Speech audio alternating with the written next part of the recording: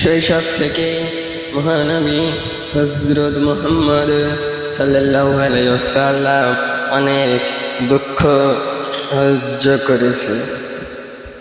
তিনি জন্মের আগেই তার পিতা আব্দুল্লাহ ইবনে আবু আল মুতালিব ইন্তেকাল করেন।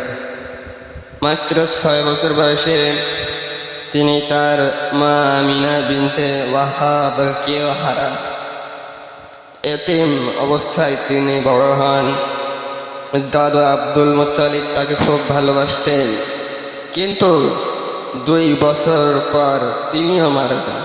এরপর চাচা আবু তালিব তাকে লালন পালন করেন।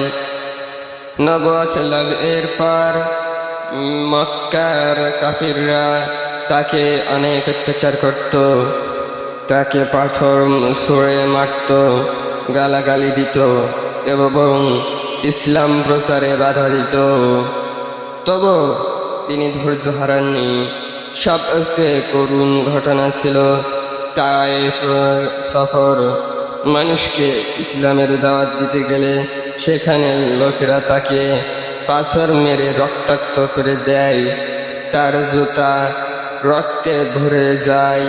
তবু তিনি তাদের জন্য বদদুয়া করেননি, বরং আল্লাহর কাছে তাদের হেদায়েত চেয়েছিলেন।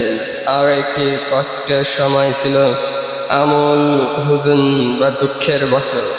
সেই বছরে তার প্রিয় স্ত্রী খাদিজা বিনতে খুয়াইলিদ এবং প্রিয় চাচা আবু তালিব মারা যান। তিনি অনেক কষ্ট পেয়েছিলেন, কিন্তু আল্লাহর উপর ভরসা রেখেছিলেন। এই করুণ কাহিনী আমাদের শেখায় ধৈর্য, ক্ষমা ও আল্লাহর প্রতি বিশ্বাস মানুষকে মহান করে তোলে। মহানবী হযরত মুহাম্মদ সাল্লাল্লাহু আলাইহি ওয়াসাল্লাম ছিলেন মানবতার শ্রেষ্ঠ